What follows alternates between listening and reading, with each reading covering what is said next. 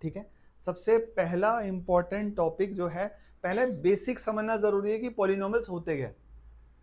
ठीक है भाई, वो एक आप मान सकते हो कि जैसे हम लोग एलजेब्रा खेलते थे ना, एलजेब्रिक एक्सप्रेशन खेलते थे, एलजेब्रिक एक्सप्रेशन की तरह ही होते हैं पॉलिनोमियल्स, लेकिन एक छोटी सी चीज होती है। ठीक है, आपका नाम क्या है? हिमांशी। हिमांशी, एक छोटी सी चीज आप बता दो, क्या ये पॉलिनोमियल है नहीं, चलो है वैसे पॉलिनोमियल। ठीक है, तो पॉलिनोमियल होने के लिए दो चीजें ध्यान रखनी है। ठीक है, क्या क्या चीजें ध्यान रखनी है? किसी भी एक्सप्रेशन के पॉलिनोमियल होने के लिए दो बातें याद रखनी है। क्या क्या बेटा? जो इसके अंदर वेरिएबल है ना, क्या है? वेरिएबल। वेरिएबल की पावर, दो चीजें नहीं होनी चाहिए। क्या नहीं होनी चाहिए? वेरिएबल की पावर नेगेटिव में नहीं होनी चाहिए। लेकिन सिर्फ किसकी? वेरिएबल की, नंबर की नहीं। वेरिएबल की पावर नेगेटिव में नहीं होनी चाहिए। दूसरा, वेरिएबल की पावर फ्रैक्शन में नहीं होनी चाहिए। नेगेटिव में पावर होती है, इसका मतलब पता है क्या होता है? इसका मतलब होता है कि वेरिएबल डिनोमिनेटर में। बेटा रख दे, पापा भेजूंगा ना लिंक, उस पर देख लियो आराम से। अगर पावर नेगेटिव में होती है, इसका मतलब क्या होता है कि ये डिनोमिनेटर में, तो भी नहीं होता वो। फ्रैक्शन का मतलब होता है वेरिएबल रूट के अंदर नहीं होना चाहिए। इसको दोनों कंडीशंस को छोड़ करके कुछ भी होगा वो हमेशा पॉलिनोमियल होता है। जैसे मैं आपसे पूछता हूं, ये वाली बात पूछ लेता हूं, ये पॉलिनोमियल है? हाँ है यार। क्यों पॉलिनोमियल है? इसके साथ में पहली बात कोई वेरिएबल लिखा हुआ है? पहली बात तो वेरिएबल ही नहीं लिखा हुआ, और हम तो वेरिएबल की तो देखते हैं। तो ये कौन सा पॉलिनोमियल है? इसको बोलते हैं जीरो पॉलिनोमियल। और अगर ये होता तो ये क्या होता? ये होता कांस्टेंट पॉलिनोमियल। ये पॉलिनोमियल है? हाँ है। क्यों? क्योंकि वेरिएबल की पावर ना तो नेगेटिव में है, ना ही रूट में है। ठीक है, फ्रैक्शन में है। ये है पॉलिनोमियल। क्यों है? क्योंकि भाई पहली बात हमने, इसको नंबर तो हमने देखते ही नहीं है ना, हम लोग तो नंबर, हम लोग देखते किसको है? वेरिएबल को। इसमें वेरिएबल की पावर क्या नेगेटिव में है? नहीं है। क्या रूट फ्रैक्शन में है? नहीं है। ये है पॉलिनोमियल? अब नहीं है ये पॉलिनोमियल। क्यों? क्योंकि वेरिएबल रूट के अंदर आ गया। पहला टॉपिक समझ में आता है? क्या ये क्वेश्चन आएगा? हो सकता है ना आए, हो सकता है स्कूल में एमसीक्यूज में आ जाए, क्योंकि 9th में भी था। लेकिन यार एक चीज समझो, जो चैप्टर हम पढ़ रहे हैं उसके बारे में अगर बेसिक ही नहीं पता, हम बोल रहे हैं यार पॉलिनोमियल पढ़ रहे हैं, पता ही नहीं मैं पॉलिनोमियल होता क्या हुआ, तो फिर मजा कैसे आएगा? तो हमारी प्रायोरिटी हमेशा क्या रहेगी? कंसेप्ट्स।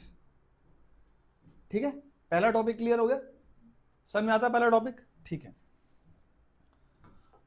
अब दूसरी बात होती है इसमें, जो इंपॉर्टेंट बात आती है वो आती है डिग्री। क्या होती है?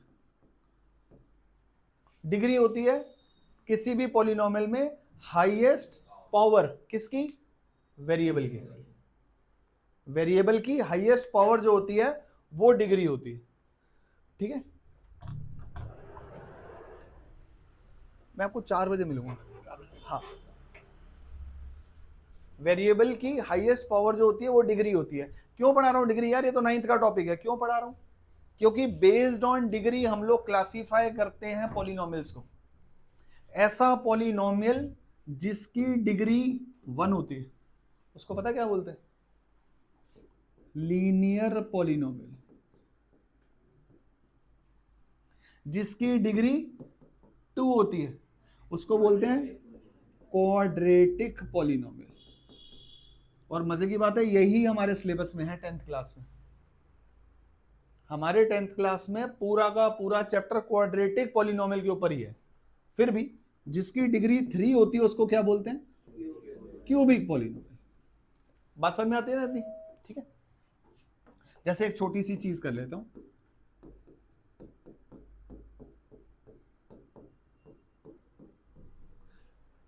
इसकी डिग्री कितनी है? सोच के बोलो। डिग्री कितनी है? हाईएस्ट पावर डिग्री कितनी है? 5 या 10? 10, 5। वेरिएबल की देखते हैं, ये कांस्टेंट की, ये नंबर की है, इसको देखते ही नहीं। ठीक है, अब इससे रिलेटेड एक छोटी सी बात समझो। एक अब नया टॉपिक एक और हम सीख करके आए हैं, ये आता है कि जीरोस क्या होते हैं। किसी भी पॉलिनोमियल के जीरोस क्या होते हैं? किसी भी पॉलिनोमियल में x की जगह पे, वेरिएबल की जगह पे मैं कौन सी वैल्यू डालूं जिससे उसका आंसर 0 आ जाए, उसको जीरोस बोलते हैं। ठीक है, अब क्वेश्चन यहां पे क्या आता है कि उस पॉलिनोमियल के जीरोस कितने सकते हैं। जैसे अगर मैं आपको बोलूं ये वाला क्वेश्चन 2x² + 5x + 6, मैं आपसे पूछ रहा हूं कि ये कैसा पॉलिनोमियल है? क्वाड्रेटिक। क्यों? क्योंकि इसकी डिग्री 2 है। तो इसकी जीरोस कितनी होंगी? ये याद रखना, इसकी जीरोस जो होती हैं वो कितनी होती है? इसकी जितनी डिग्री है ना, उसके आगे एक वर्ड लगा देते हैं, एट मोस्ट 2। यानी अगर क्यूबिक पॉलिनोमियल होगा तो उसकी कितनी जीरोस होंगी? नहीं, 3 नहीं, एट मोस्ट 3। एट मोस्ट 3 का मतलब होता है ज्यादा से ज्यादा 3 जीरोस होंगी। हो सकता है 2 हो सकता है 1 हो सकता है 1 भी ना हो। ठीक है, और जिस भी पॉलिनोमियल की जितनी भी जीरोस होंगी उसका ग्राफ एक्स एक्सिस को उतनी बार कट करेगा। बात समझ में आती है? किसी भी पॉलिनोमियल का ग्राफ, जैसे अगर मैं बोलूं ये कितनी बार कट कर रहा है? 3 बार। 3 बार कट कर रहा है, तो इसकी जीरोस कितनी है?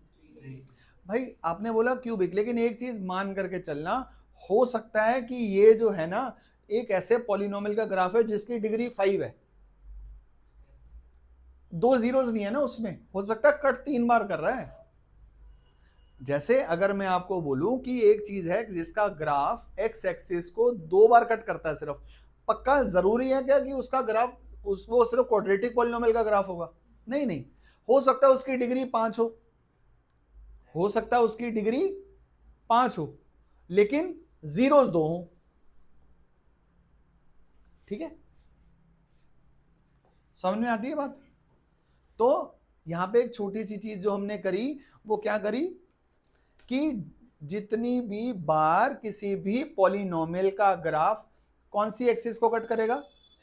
एक्स एक्सिस को कट करेगा, तो ही उसके उतने जीरोस होंगे। अगर कोई, मैं बोल रहा हूं कोई एक ग्राफ है पॉलिनोमियल का, वो एक्स एक्सिस के पैरेलल है,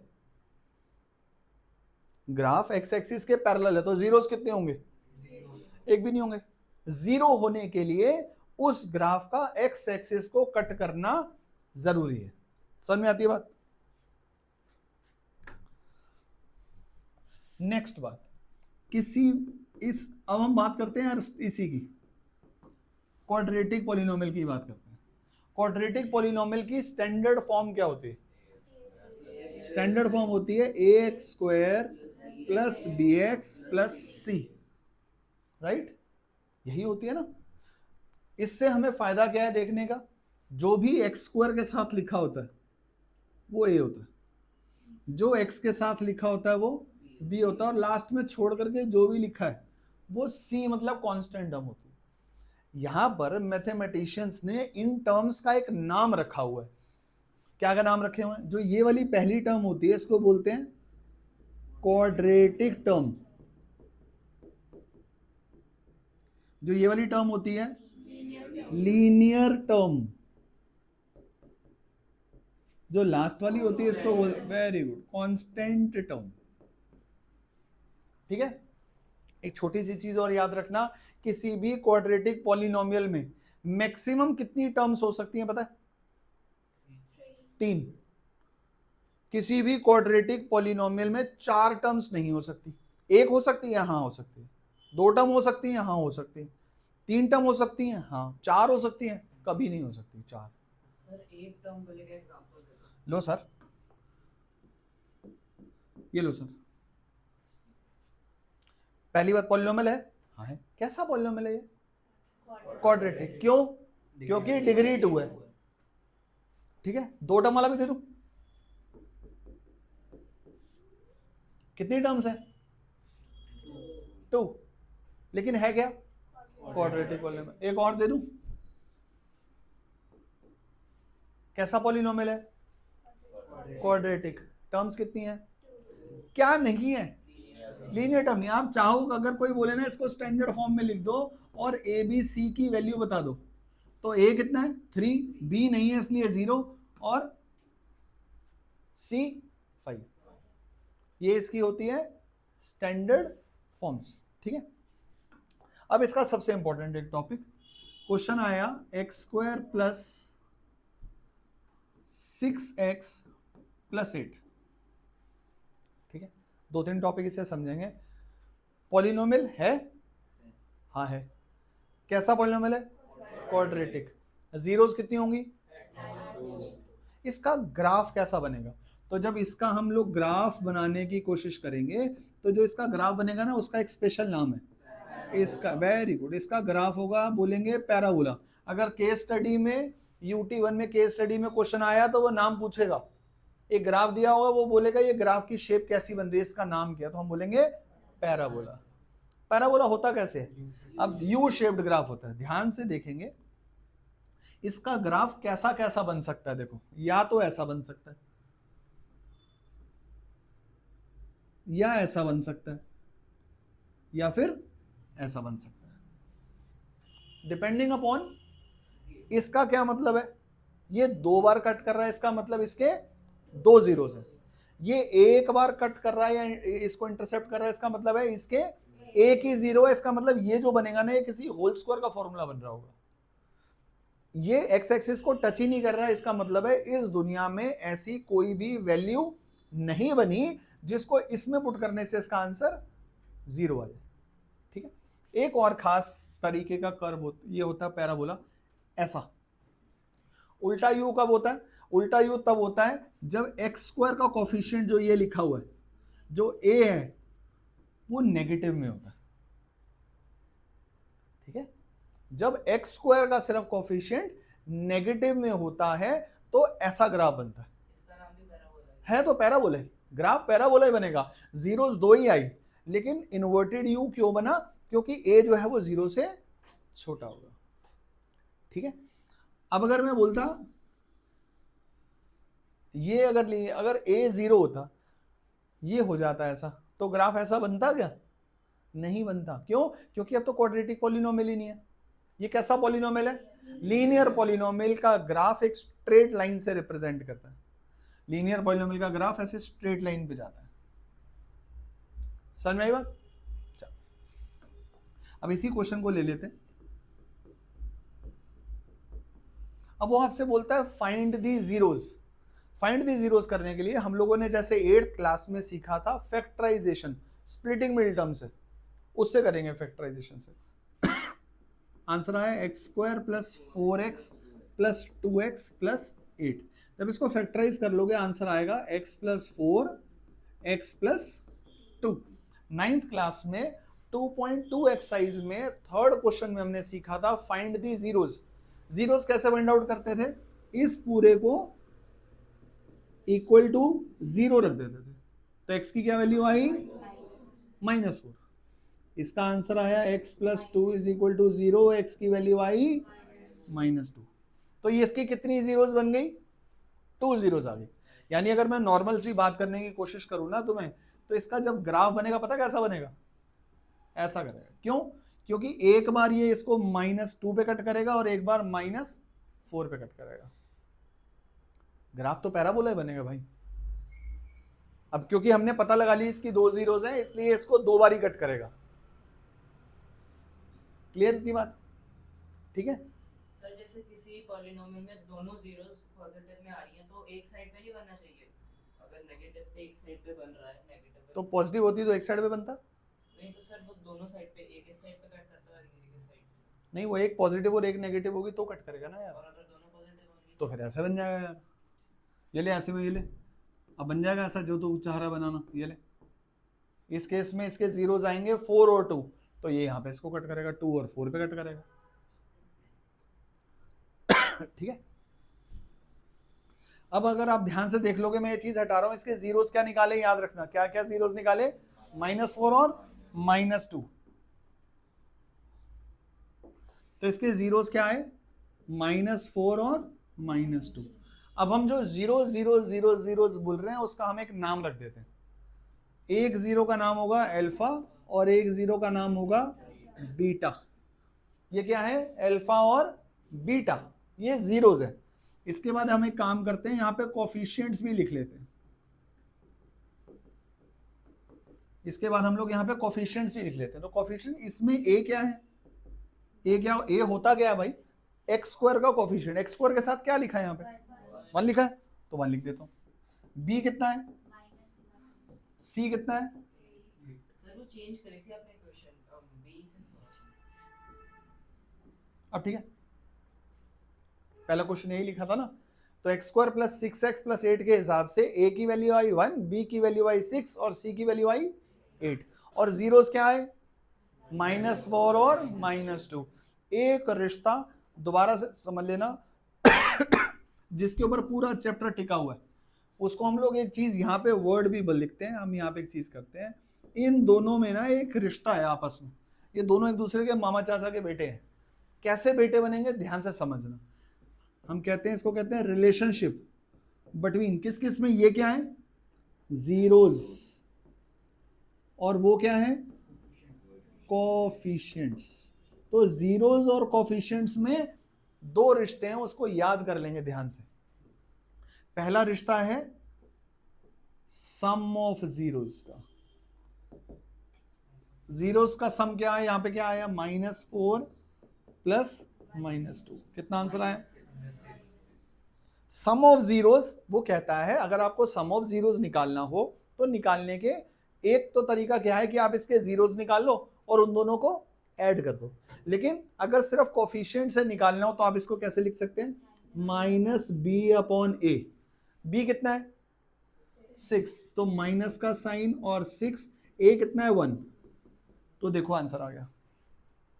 यानी यहीं पे रुक करके मैं आपको एक बात समझाना चाहूं, अगर मैं आपको क्वेश्चन बोलता है x² + 4x + 3 और मैं आपसे बोलूं कि इस पॉलिनोमियल में जो भी दो जीरोस आएंगी उनका सम कितना आएगा, -4 आएगा। तो मुझे फैक्टराइज करना पड़ा, वो सारा नहीं करना पड़ा। यानी सम ऑफ जीरोस मैं डायरेक्टली कोफिशिएंट से निकाल सकता हूं। ठीक है, तो दूसरा रिश्ता क्या होता है, दूसरा रिश्ता होता है प्रोडक्ट ऑफ जीरोस।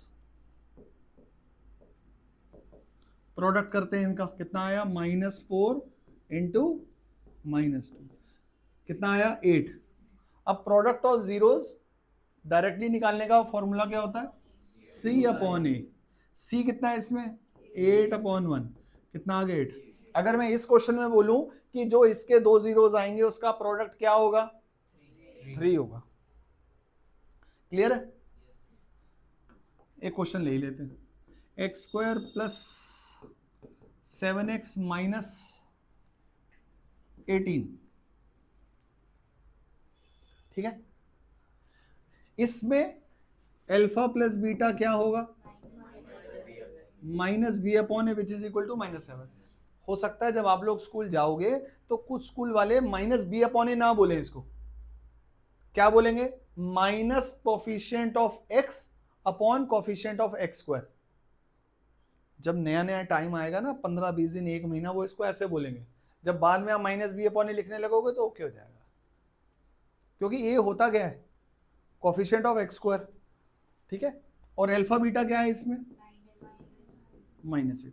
समझ में आती बात, ये रिश्ता समझ में आ गया। अब दो चीजें और समझ लो इसके बारे में।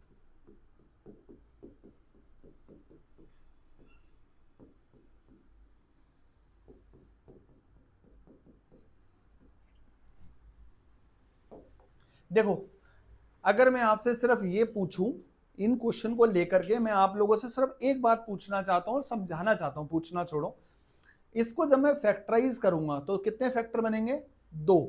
मैं बोल रहा हूं, दो चीजें बोल रहा हूं, इनके फैक्टर्स के साइन कैसे होंगे और इनकी जीरोस के साइन कैसे होंगे। दो क्वेश्चन ध्यान से समझ लेना, इसके जो दो फैक्टर्स बनेंगे उनके साइन कैसे होंगे। और इनके जो दो जीरोस आएंगे उनके साइन कैसे होंगे। तो छोटा सा एक रामबाण दे दूं है। इसमें प्रोडक्ट ऑफ जीरोस किस में आ रहा है, जब हम फैक्टराइज करते हैं तो प्रोडक्ट ऑफ जीरोस कैसे निकालते हैं, ऐसे निकालते हैं ना। इसमें प्रोडक्ट किस में आ रहा है, पॉजिटिव में। जब भी प्रोडक्ट पॉजिटिव में आता है तो जो दोनों फैक्टर्स बनते हैं ना वो सेम साइन के बनते हैं। जब भी प्रोडक्ट पॉजिटिव में आता है दोनों के दोनों फैक्टर्स के साइन सेम होते हैं और दोनों के दोनों जीरोस के साइन भी सेम होते हैं। पता कैसे लगेगा कौन से होते हैं, फैक्टर्स भी सेम साइन के होते हैं और जीरोस भी सेम साइन के होते हैं। ठीक है, देखो इसमें प्रोडक्ट किस में, पॉजिटिव में। इसके फैक्टर्स बनाता हूं मैं, कोशिश करता हूं डायरेक्टली करके। ये होता है 5 और 2 करके आंसर आ जाता है। तो आंसर आएगा ये भी, ये दोनों सेम साइन के होने चाहिए, पॉजिटिव के या नेगेटिव के। ध्यान से सुनना, इसमें मिडिल टर्म का साइन क्या है, तो इसका मतलब ये दोनों पॉजिटिव के होंगे। यहां पर मिडिल टर्म का साइन क्या था, इसलिए दोनों के दोनों फैक्टर्स नेगेटिव के होंगे और इसके जीरोस किस में होंगे, दोनों जीरोस नेगेटिव के होंगे, इसके दोनों जीरोस पॉजिटिव के होंगे।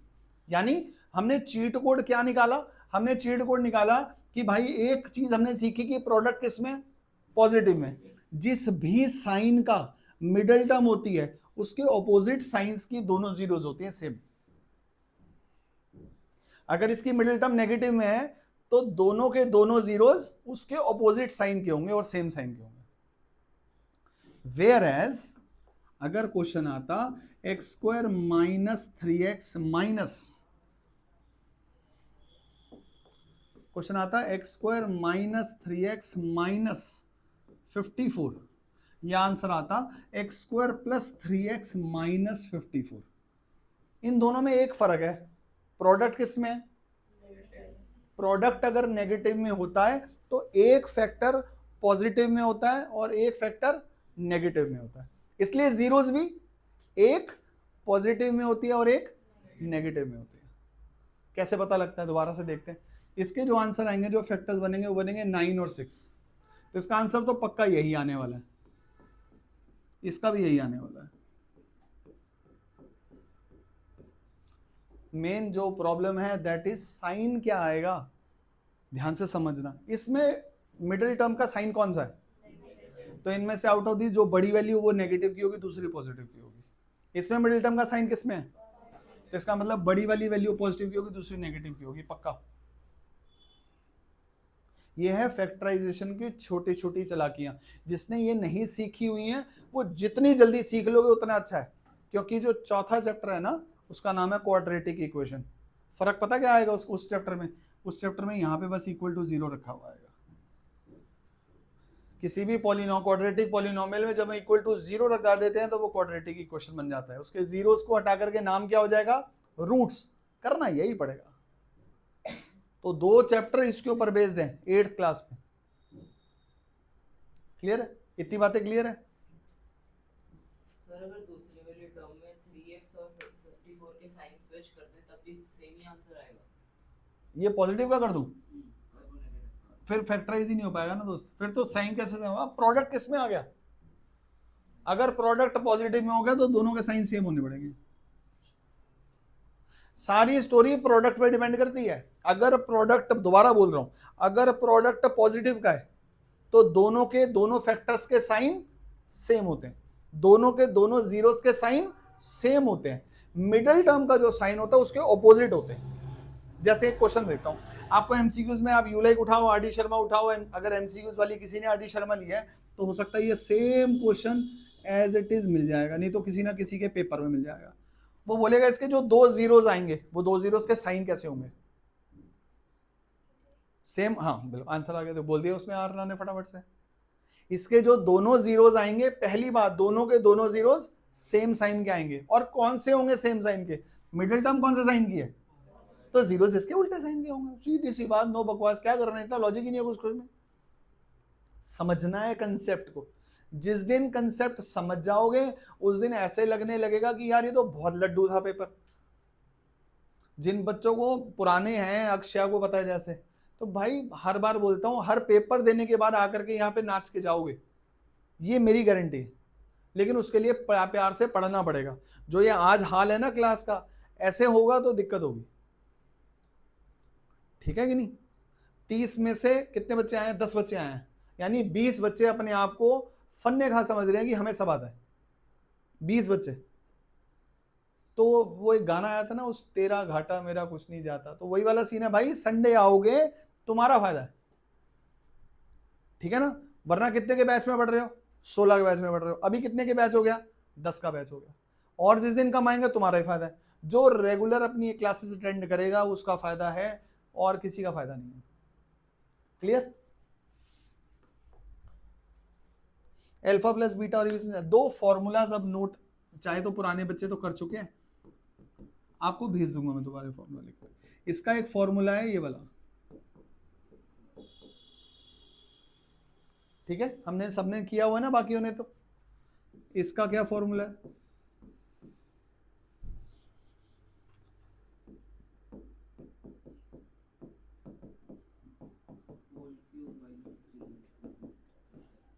आगे भी है भाई फॉर्मूला, ये फॉर्मूला कोई रॉकेट साइंस नहीं है।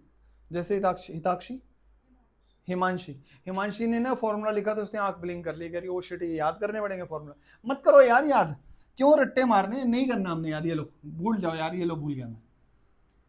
आपने बोला कि सर एक बात बताओ, अगर बाई चांस फिर ये आ जाएगा तो क्या करेंगे? एक बात बताओ, 9th क्लास में ये आइडेंटिटी सीखी थी, ये आइडेंटिटी सीखी थी। क्या थी आइडेंटिटी?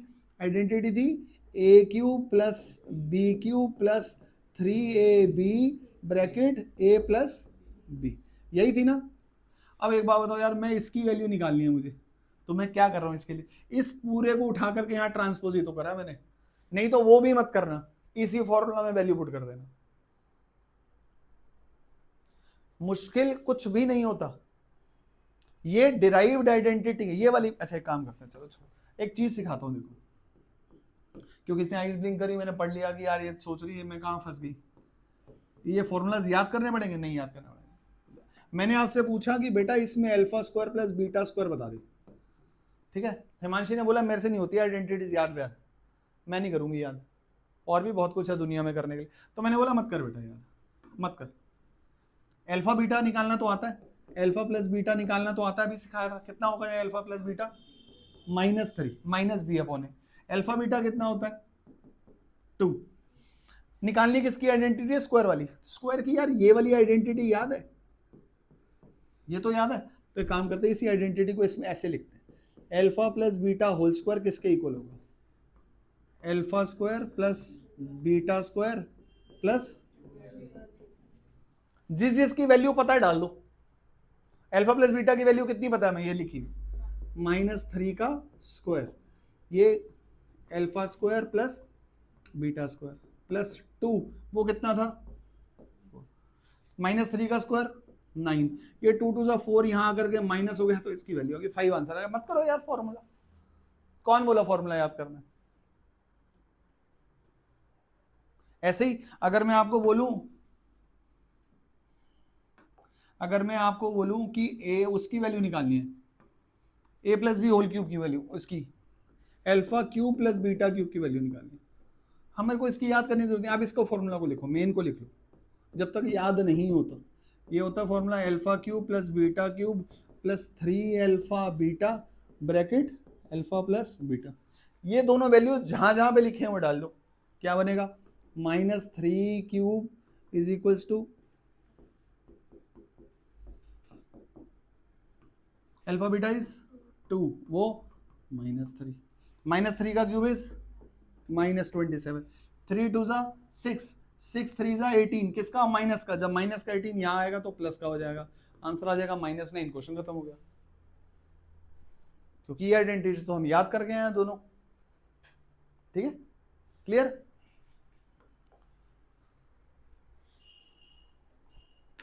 नेक्स्ट क्वेश्चन, अभी हमने क्या निकाला था?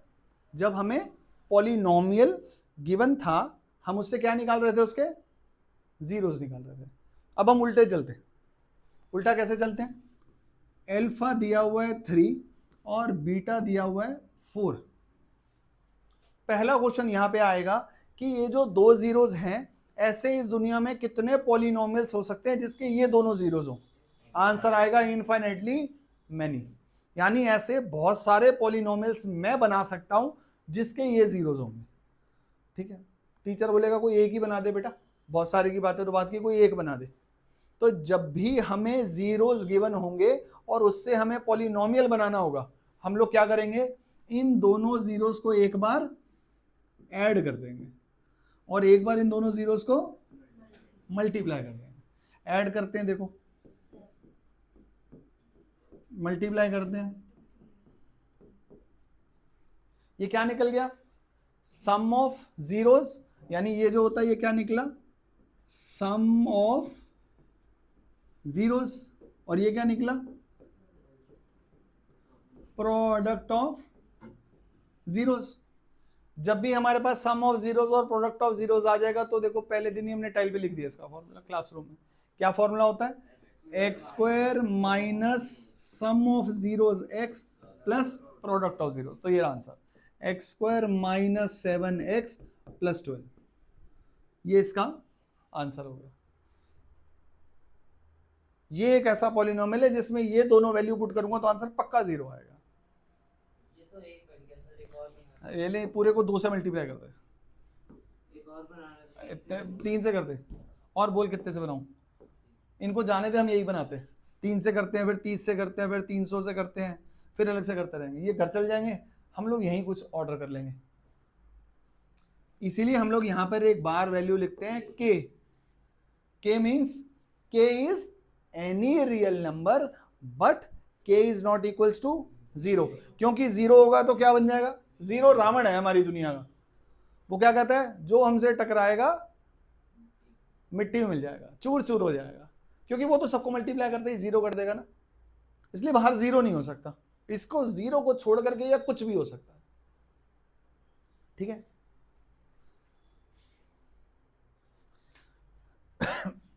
ये क्वेश्चन क्या था, 2 क्वेश्चन, इसको दोबारा से देख लो एक बार। एक 0 दिया हुआ था -1 और एक 0 दिया हुआ था ये, और एक क्वेश्चन मैं बोलता हूं इसमें डायरेक्टली सम ऑफ जीरोस दिया हुआ है और प्रोडक्ट ऑफ जीरोस दिया हुआ है 6। तो पॉलिनोमियल कैसे बनाएंगे यार, इस केस में क्या दिया हुआ ऑलरेडी, सम दिया हुआ है ना, और हमारे पास फॉर्मूला होता क्या है, फॉर्मूला होता है x square minus sum of zeros x plus product of zeros, यही है ना। देखो उसमें तो डायरेक्टली सम और प्रोडक्ट दिया हो तो मैं उसमें मेहनत ही कुछ नहीं करूंगा, आंसर क्या लिख दूंगा, सिर्फ x square minus sum of zeros is 7x plus 6, ये इसका आंसर आ गया। और इसमें क्या करूंगा, इसमें क्या करूंगा, क्योंकि ये जीरोस दिए हुए हैं इसलिए मैं इसमें इसका सम निकालूंगा पहले। इनका सम कितना हो जाएगा, -1 plus 2x plus -1 into 2, answer आएगा x square minus 1x minus 2, ये आंसर आ गया k लिखकर, ये क्वेश्चन खत्म हो गया।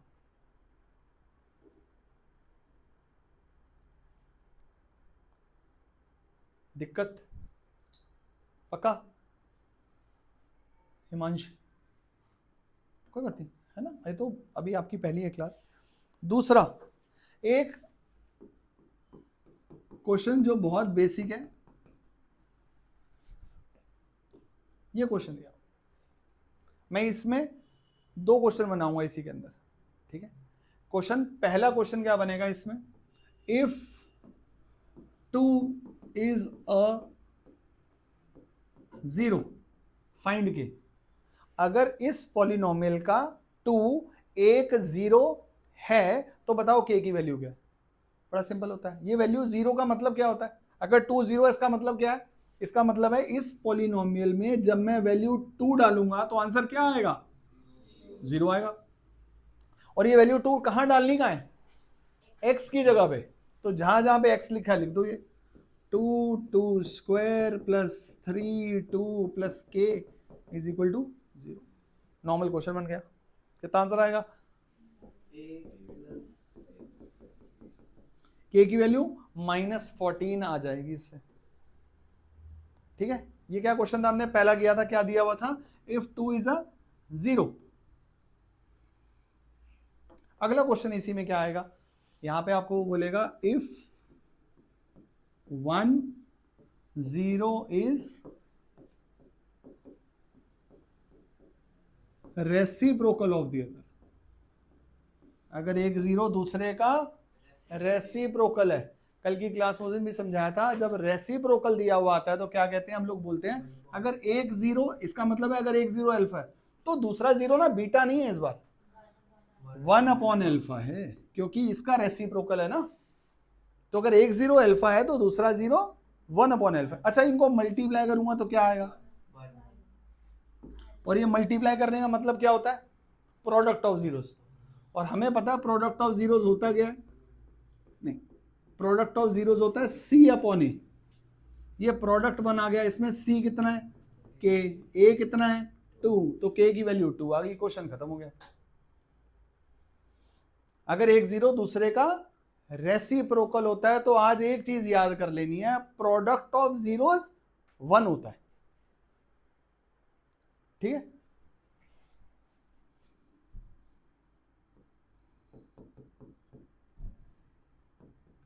एक चीज चेंज कर रहा हूं, यहां पे बोल रहा हूं, ये एक मैंने पॉलिनोमियल चेंज करा और यहां लिखा if 1 0 is negative of the other. Negative of the other का मतलब क्या होता है, अगर एक 0 अल्फा है तो दूसरा क्या होगा, -अल्फा। अब इन दोनों को ऐड करूंगा तो क्या आएगा, 0 हो जाएगा। तो इसका मतलब जब एक 0 दूसरे का नेगेटिव होता है तो सम ऑफ जीरोस 0 होता है। माइनस बीटा क्यों नहीं होगा? बेटा बीटा लो ही क्यों ना, दो अलग अलग क्यों कह रहा है, एक नंबर, तू एक कोई नंबर बोल, 2। बेटा तू इसका नेगेटिव नंबर सोचियो, इसने 5 क्यों नहीं सोचा, बोल रहा हूं ना खुद से ही, पहले ही तो बोल रहा हूं कि एक जो भी नंबर हम सोच रहे हैं उसका नेगेटिव सोचना है दूसरा नंबर, तो इसलिए बीटा नहीं ले रहा है, इसलिए एक नंबर अगर अल्फा लिया तो दूसरा -अल्फा लेना पड़ेगा। इसीलिए तो रेसिप्रोकल के केस में अगर एक अल्फा लिया तो दूसरा क्या लिया था, 1/अल्फा लिया था, simple.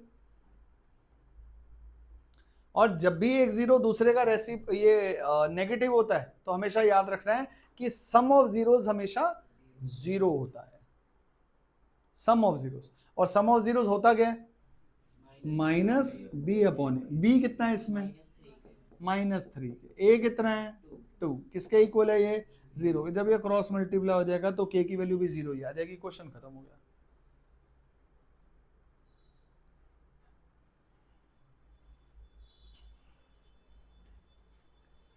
Clear. Last 2 topic, polynomial किस शेप में होता है, वैसे ऐसा होता है, क्वाड्रेटिक पॉलिनोमियल ऐसा होता है। ठीक है, इस केस में सम ऑफ जीरोस क्या होता है, -b/a, और प्रोडक्ट ऑफ जीरोस क्या होता है, c/a।